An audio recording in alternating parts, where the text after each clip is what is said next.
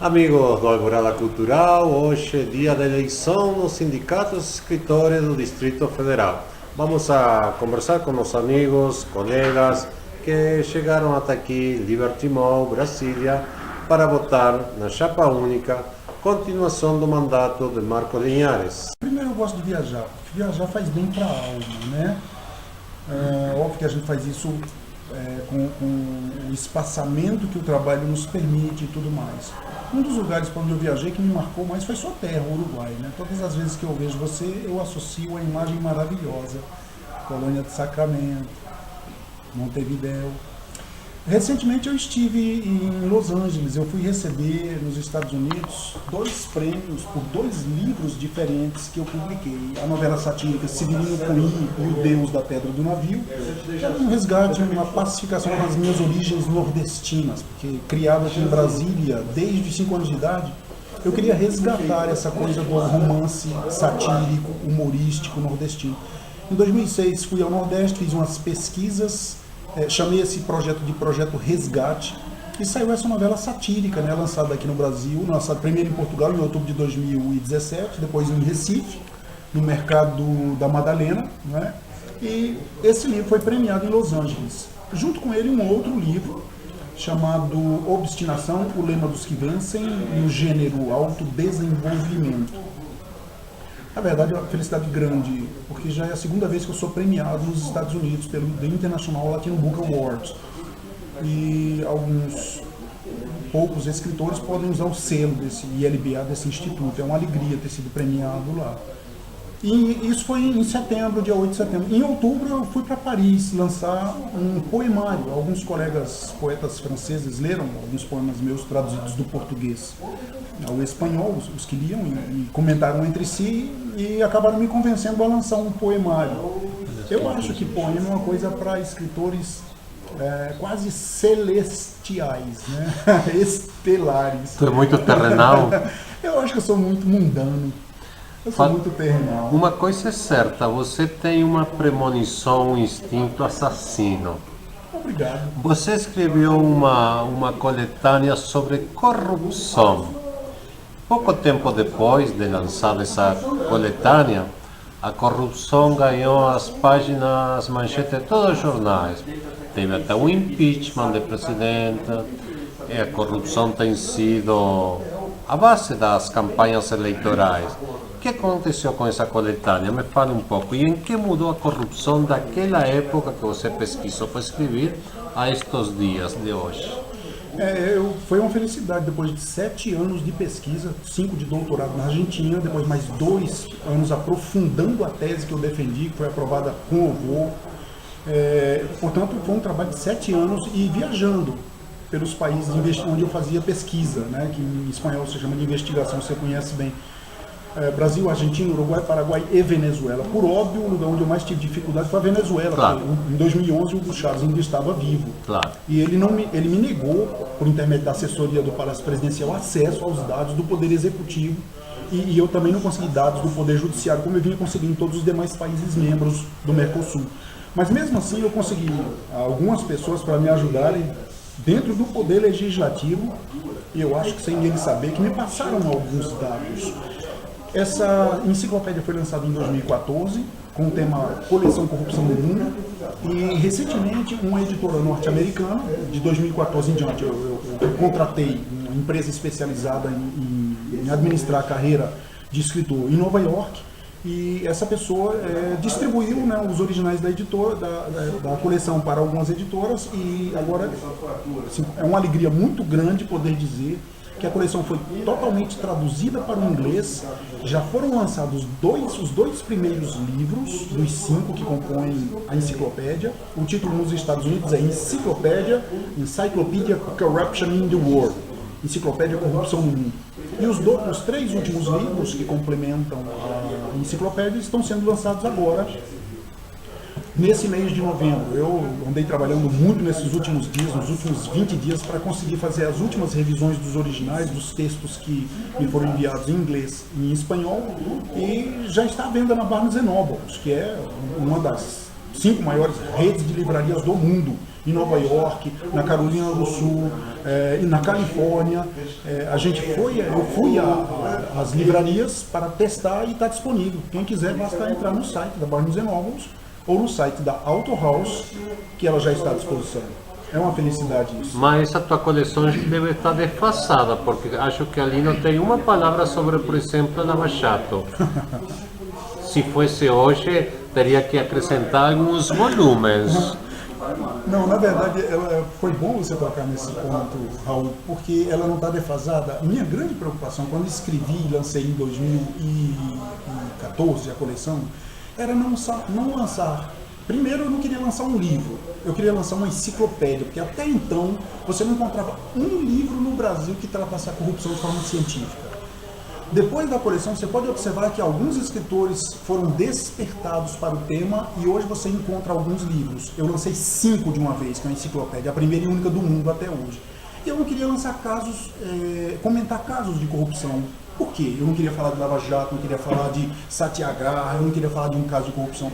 Porque quando você lança um livro casuístico no Brasil, ainda mais no Brasil, em que você tem casos de corrupção explodindo um atrás do outro, a cada mês, se você for investigar nas esferas municipal, estadual, distrital e federal, se brincar você tem um caso por semana.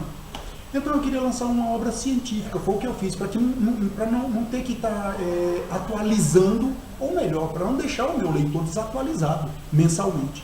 Por isso a enciclopédia ela tem um viés absolutamente científico.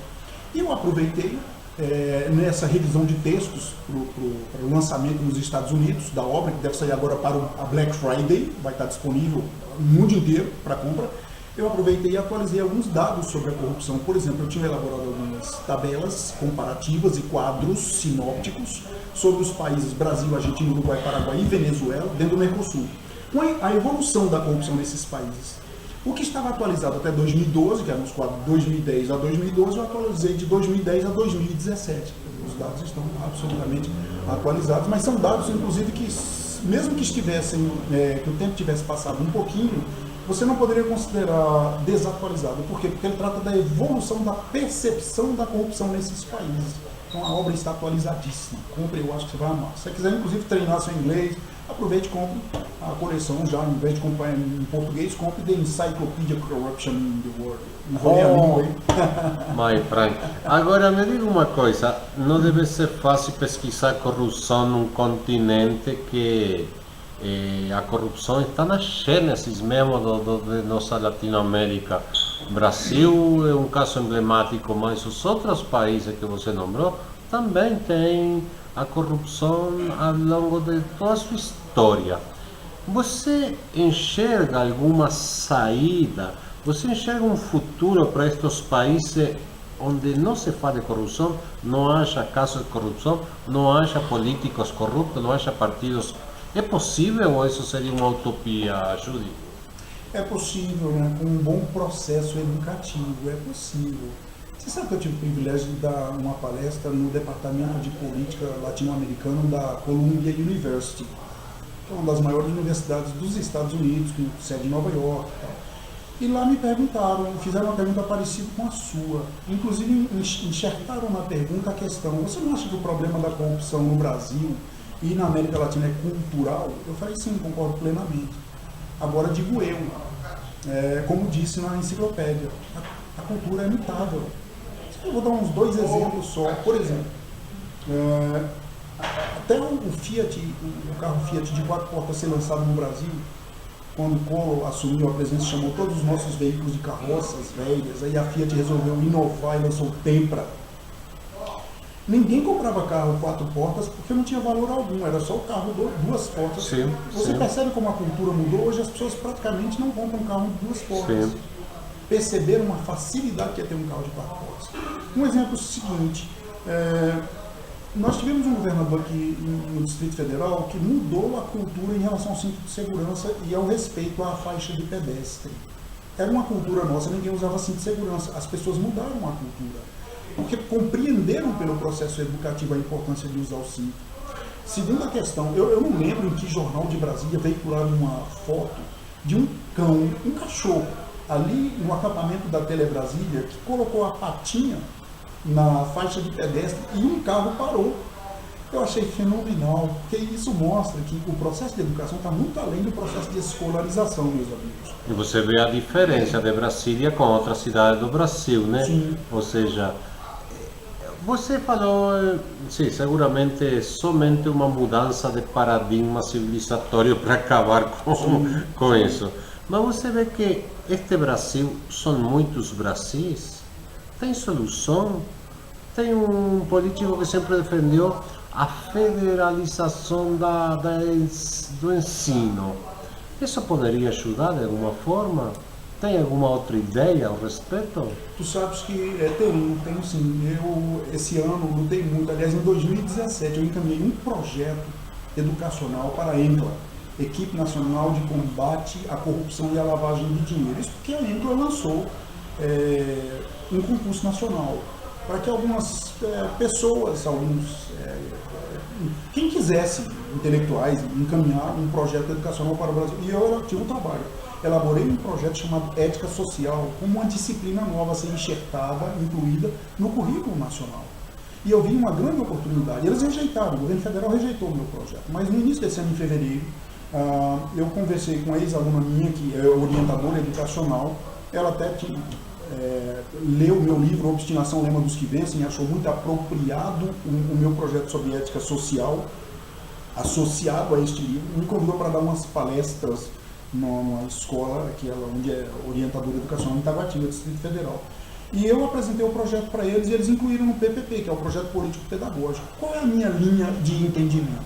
Como surgiu no Brasil a lei da reforma do ensino fundamental e médio, nós poderíamos, e essa lei, ela diz que 60% do currículo nacional não pode ser alterado, mas 40% pode ser modificado. Você pode enxertar nesses 40% disciplinas que sejam úteis.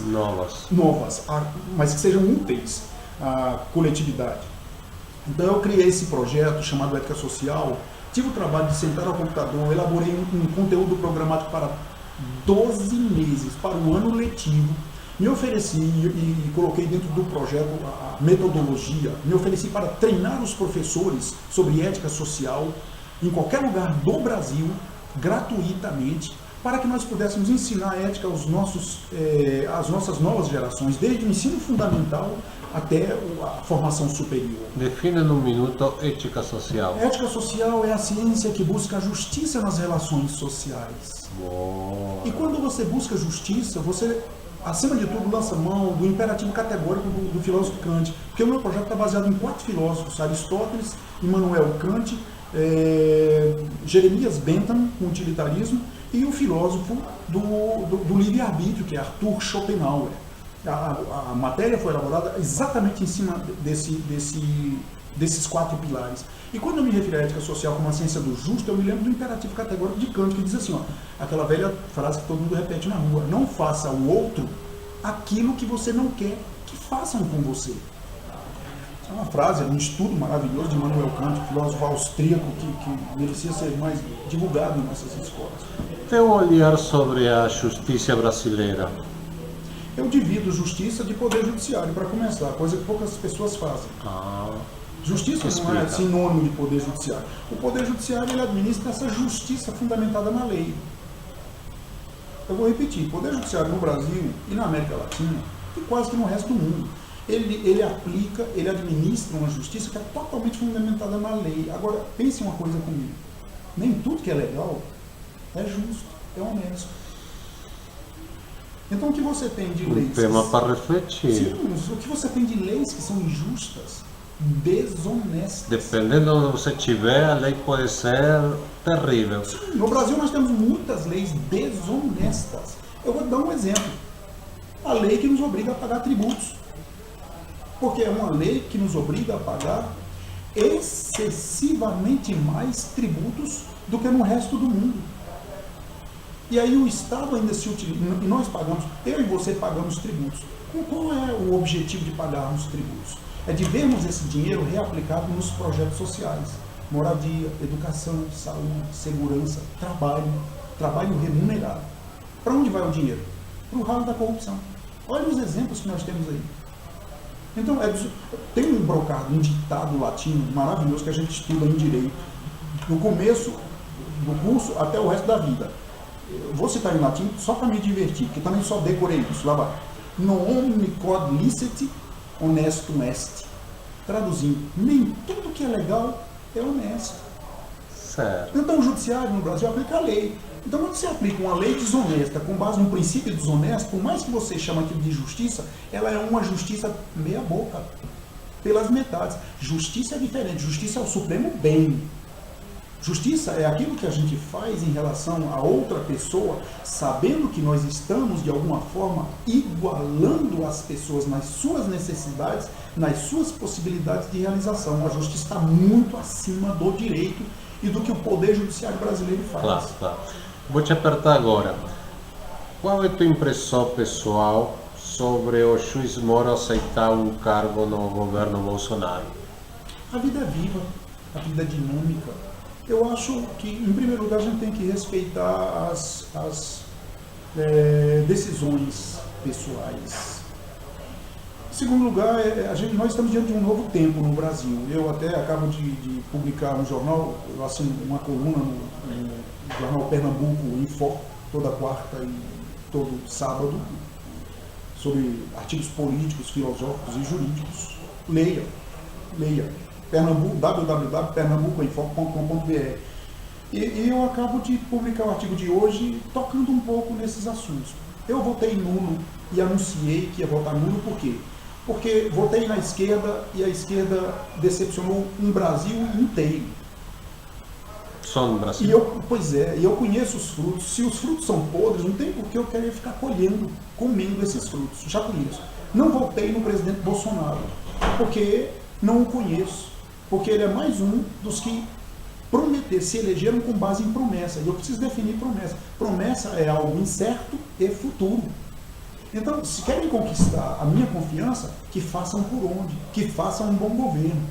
Mas não sou tolo de torcer contra o meu próprio país. Claro.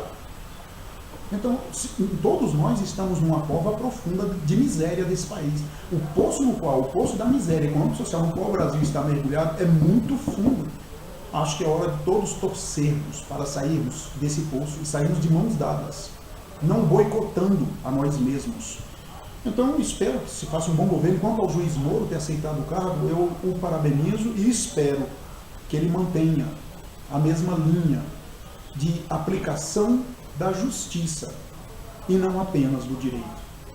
Tenho a impressão, como jurista, como escritor, graças a Deus, hoje celebrado internacionalmente, eu tenho a impressão, e é só minha, não precisa ser sua, de que o juiz Moro deu um grande passo para si e para a humanidade do Brasil. Talvez me lembre, como escritor a gente pode poetizar a coisa, né? Me lembra um pouco quando o Louis Armstrong põe o primeiro pé na Lua e diz assim, pequeno passo, isso sim, talvez você me lembre, um grande passo para a humanidade. Dr. Chuli, onde é que nossa audiência compra teus livros? Olha, você pode encontrá-lo pela internet, basta você colocar Judivan J. Vieira, que aparece. Você pode também encomendar no meu site diretamente, que é judivan.vieira@gmail.com. Está venda também na livraria Saraiva, Cultura, quem quer acha. E por favor, quando você quer alguma coisa, você procura. Então procure livro, porque eu vou lembrar a frase de um dos melhores escritores do Brasil, Monteiro Lobato. Ele diz assim, quem mal lê, mal ouve, mal fala, mal vê. Vou repetir porque eu acho que não preciso dizer nada, vou deixar Monteiro Lobato falar. Quem mal lê, mal ouve, mal fala, mal vê. O Brasil precisa aprender a ler, ou talvez reaprender. Para terminar, se me permite, em algumas palestras eu insisto sempre em dizer que a maior revolução de nossas vidas ocorre no ensino fundamental, quando algum professor nos ensina a ler e a escrever. A gente festeja isso. E a descobrir novos mundos. Mas quando a gente se torna adulto, em alguns lugares do mundo, como no Brasil, por exemplo, a gente passa a odiar essas duas maravilhas que é ler e escrever. Eu não entendo isso. Aprenda a amar, a ler, porque quem mal lê, mal ouve, mal fala, mal vê.